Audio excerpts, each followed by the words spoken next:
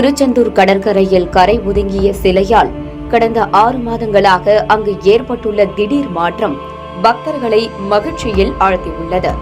கடலில் இருந்து வெளிப்பட்ட இந்த சிலையை வணங்கிவிட்டு கடலில் இறங்கும் பக்தர்கள் வியப்பை ஏற்படுத்தும் பதில்களை கூறுகின்றனர்.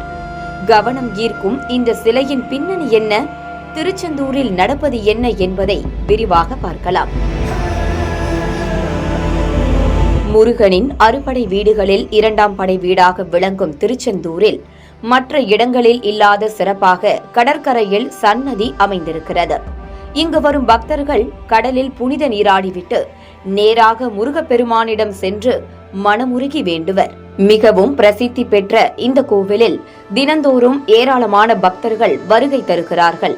அதிலும் திருவிழா நாட்கள் மற்றும் விடுமுறை தினங்களில் பல்லாயிரக்கணக்கான பக்தர்கள் வருகை தந்து சுவாமி தரிசனம் செய்வார்கள்.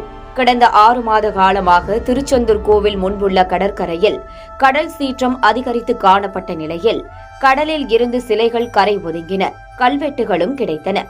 அவற்றை கூர்ந்து கவனித்ததில் பல வரலாற்று சிறப்புகள் வெளிச்சத்திற்கு வந்தன.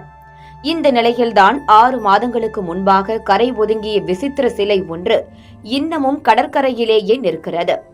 சுமார் 2 அடி உயரம் கொண்ட இந்த சிலையில் 2 பாதங்கள் மட்டுமே உள்ளது. நடுப்பகுதியில் உயரமாக அமைந்திருக்கும் சிலையில் முழு உருவம் இல்லை. கடந்த 6 மாதங்களுக்கு முன்பு வரை கடற்கரையில் திடீரென எழும் ராட்சத அலைகள் கடலில் நீராடும் பக்தர்களை கடலுக்குள் இழுத்து சென்றுவிடும். அப்படி இழுத்து செல்லும் பக்தர்களுக்கு காலில் எலும்பு முறிவு, காயம் ஏற்படுவது போன்ற பிரச்சனைகள் உண்டாகும். ஆனால் கடற்கரையில் இருக்கும் இந்த சிலையை வணங்கி மாலை அணிவித்து தீபம் ஏற்றிவிட்டு கடலில் நீராடும் பக்தர்களுக்கு எந்தவித அசம்பாவிதமும் நடைபெறவில்லை. இதனால் பக்தர்கள் மறக்காமல் இந்த சிலையை வணங்கிவிட்டு கடலில் புனித நீராடி வருகின்றனர்.